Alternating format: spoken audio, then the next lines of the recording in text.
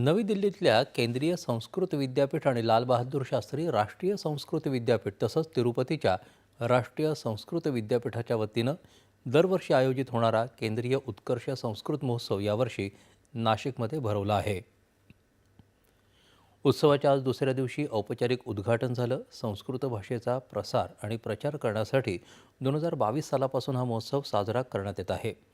या विद्यापीठामध्ये संस्कृत अध्ययनाबरोबरच विविध भाषाविषयक अभ्यासक्रम, भारतीय व्यवस्थापनशास्त्र तसंच आयुर्वेद गुरुकुल अभ्यासक्रम सुरू होणार असून आयुर्वेद गुरुकुल अभ्यासक्रमाची सुरुवात संस्कृत विद्यापीठांच्या नाशिक केंद्रापासून होणार आहे, असं केंद्रीय संस्कृत विद्यापीठाचे कुलपती श्रीनिवास वरखेडी यांनी सांगितलं.